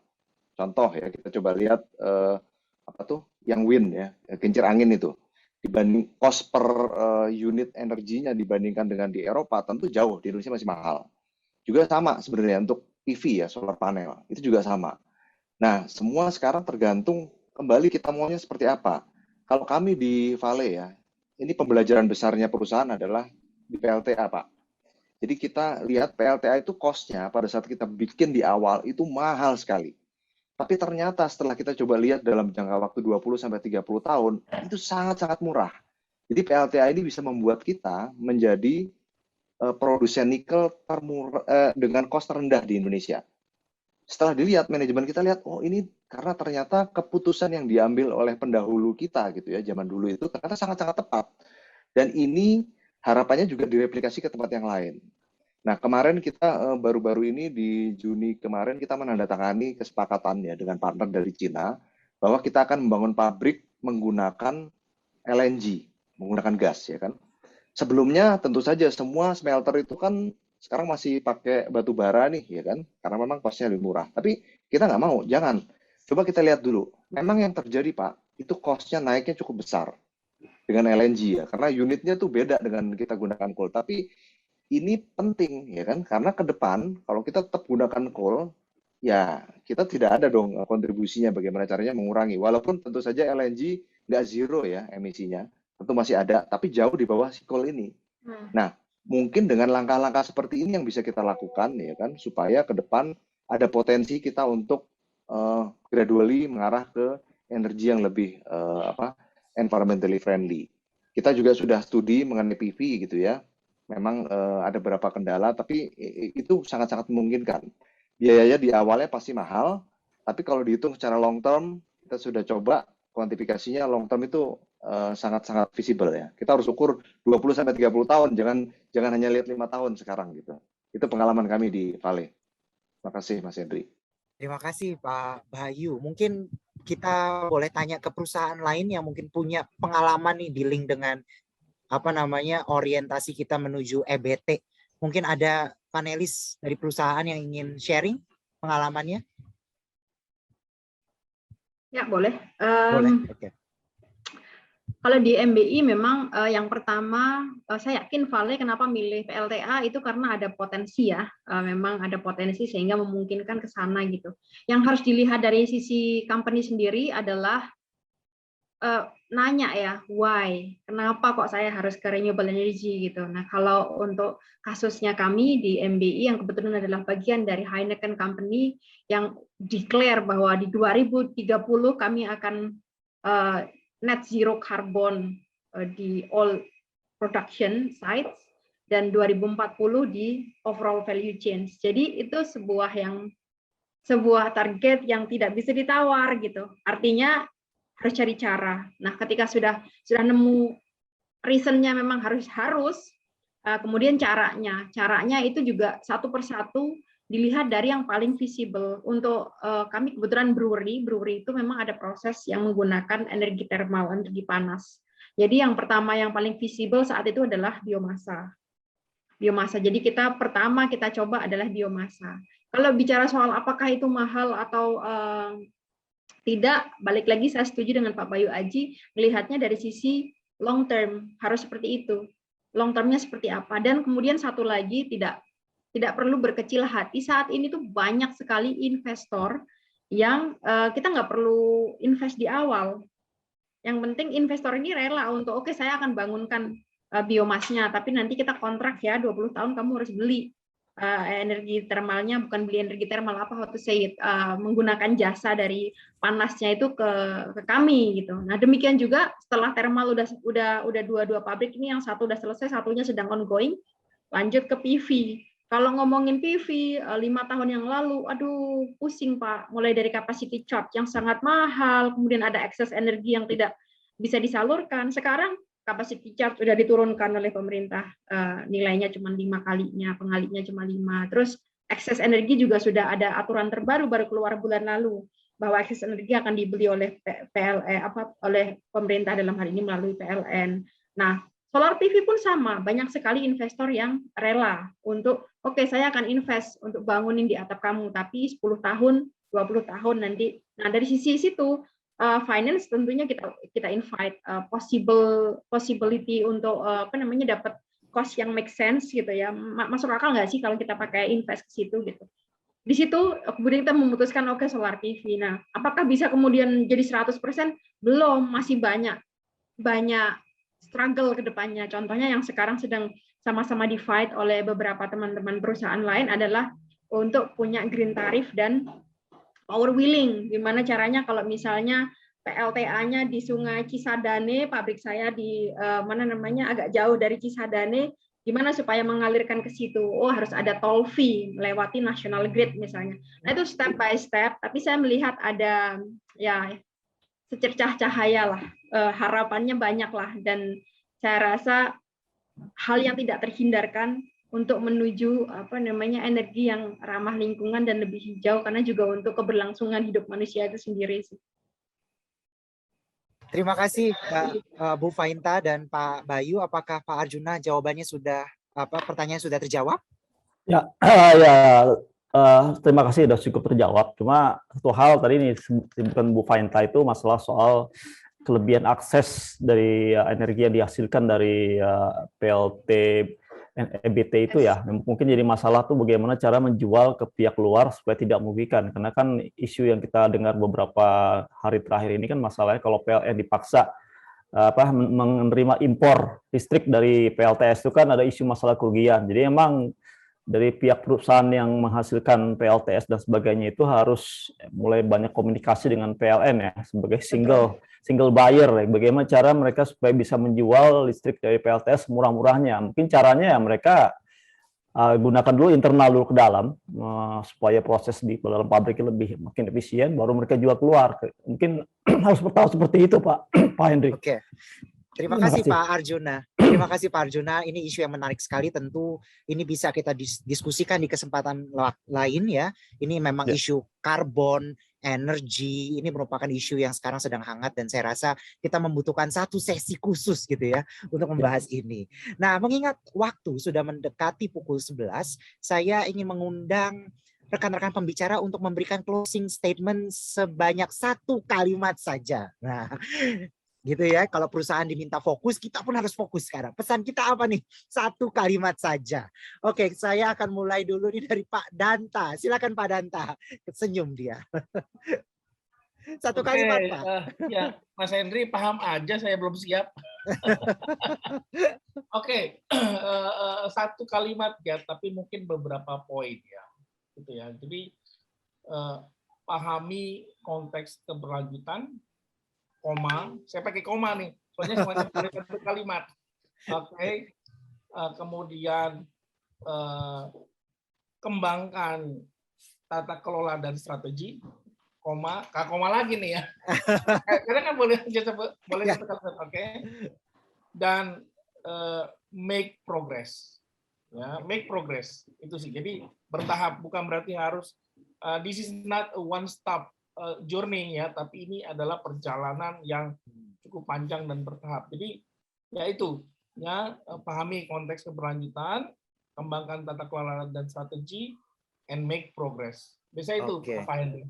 Terima kasih Pak Danta. Jadi 3 koma 1 titik ya. Oke, selanjutnya selanjutnya kepada Bu Juniati Gunawan, silakan. Terima kasih Mas Henry. Oke, saya cuma memberikan key points ya. Yang pertama, becoming an agent of change ya. Bapak Ibu yang hadir di sini selama seminggu ini kita merayakan Sustainability Festival, kemudian bagaimana kita menjadi agent of change. Kemudian dalam membuat laporan keberlanjutan, karena ini ujungnya ya, bagaimanapun juga nanti ujungnya adalah laporan. Merupakan journey, nggak bisa langsung ujuk-ujuk, tapi awas hati-hati, jangan sampai menjadi greenwashing. Ini sekarang udah menuju ke sana. Kenapa? Karena laporannya sudah menjadi mandatori. Rame-rame membuat sesuatu, kami berkomitmen, nggak ada isinya, komitmennya apa, tulisannya semua kami berkomitmen. Ya, jangan sampai greenwashing. Yang ketiga adalah sharing and taking. Talking about sustainability adalah kita share, tapi kita juga belajar, taking, sharing and taking. Ya, hal-hal yang memang tidak dapat kita lakukan dengan baik, ya kita belajar, nggak bisa berhenti. As a journey, nggak boleh stop berhenti. Oke, dan yang terakhir balik lagi ke sustainability report ya. Pertanyaannya adalah awful or wonderful, Mas Henry? Mau bikin laporan yang seperti mana? Awful or wonderful? Nanti mau aku jadiin tema ini, Mas Henry. Boleh. Iya, jadi itu ujungnya ya. Semoga spirit of sustainability ini bisa kita teruskan dan bersama-sama kita lakukan dengan baik. Terima kasih Mas Henry dan juga para narasumber yang luar biasa. Terima kasih atas semua keikutsertaannya dan juga peserta lain. Terima kasih. Terima kasih Bu Juniati. Untuk selanjutnya Pak Bayu Aji, silakan. Terima kasih Mas Henry semuanya. Kalau dari saya senang sekali ya sharing bersama semua guru-guru saya. Yang jelas kalau dari saya bahwa keberlanjutannya adalah agenda sangat baik ya, agenda kita semua. Jadi kita harus lakukan bersama-sama dan juga segera dimulai dari sekarang kalau belum ya. Itu saja. Terima kasih. Terima kasih Pak Bayu Aji. Selanjutnya Ibu Fainta Negoro, dipersilakan. Saya pikir yang paling penting itu adalah meluangkan waktu untuk mendengar stakeholder kita internally dan externally, what are actually their pains, sehingga kita bisa provide syukur-syukur impactful gains gitu sih. Makasih. Terima kasih. Selanjutnya yang terakhir Ibu Melina Karamoy. Silakan Bu.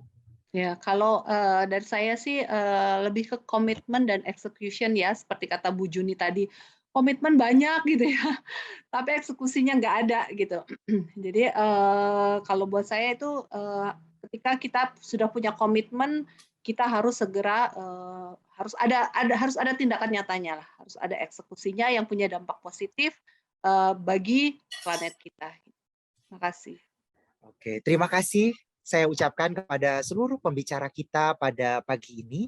Saya Henry Julius Wijaya dari Global Reporting Initiative mengucapkan terima kasih juga kepada para hadirin sekalian, dan saya ingin mohon maaf bila terdapat kekurangan dan kesalahan kata selama saya memoderatori sesi ini.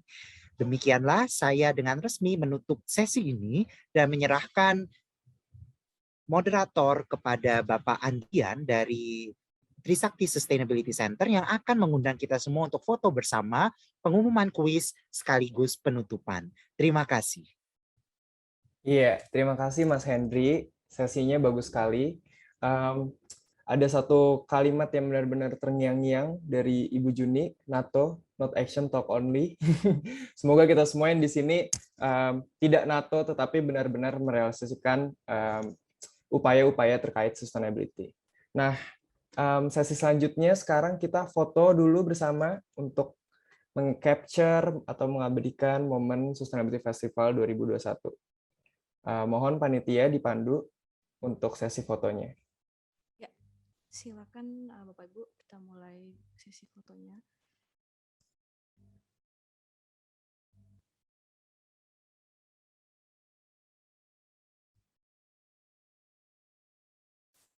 Oke. 1, 2, 3, cheers. Ada aba-aba, Kak? Oke, 1, 2, 3. Oke, Andrian. Thank you. Is all pages udah? Ya. Oke. Terima kasih, Mbak Fani. Baik. Setelah kita selesai dari sesi diskusi panel, sekarang kita ke ke sesi berikutnya yang sudah ditunggu-tunggu, yaitu pengumuman pemenang dari kuis yang sudah dilangsungkan selama Sustainability Festival 2021. Nah, tetapi sebelum pengumuman, aku ingin mengingatkan kembali untuk mengisi absensi pada link yang dibagikan oleh panitia melalui kolom chat box. Kami juga memohon kesediaan peserta untuk tidak beranjak dari acara sampai akhir,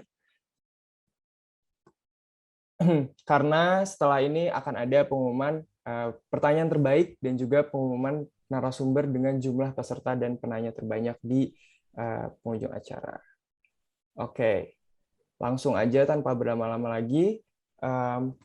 Pemenang dari penanya terbaik pada sesi 1 jatuh kepada Bapak Carlos Daniel dari Universitas Indonesia, Ibu Firnianisa Firmansyah dari perusahaan gas negara, Ibu Septiani Soleha dari MUC Advisory. Untuk penanya terbaik pada sesi 2, yang pertama ada Bapak Arif dari Buma, yang kedua ada Bapak Arjuna Sriwijaya dari Independent Process and Protelium, serta pemenang dari Share Moment di Instagram ada @ar.c.d_. Yang kedua ada Ibu Nadila Matasik. Yang ketiga ada @miranti Gunawan. Yang ketiga ada Wonderwall. Yang terakhir dari Twitter Bapak Asrul Ibrahim Nur. Nah, untuk narasumber dengan peserta terbanyak jatuh kepada Mbak Fainta Negoro, dan pemenang narasumber penanya terbanyak jatuh kepada Prayoga Hamzah Wijaya. Selamat untuk para pemenang. Panitia dari Sustainability Festival akan menghubungi secara langsung untuk menginfokan kembali terkait hadiah dan apresiasi yang akan didapatkan. Oke, selanjutnya kami mempersilahkan Bapak Semerdanta Pusaka dan Ibu Juniati Gunawan selaku perwakilan dari penyelenggara acara untuk menutup rangkaian acara Sustainability Festival 2021. Untuk Pak Danta dan Ibu Juni, kami persilahkan.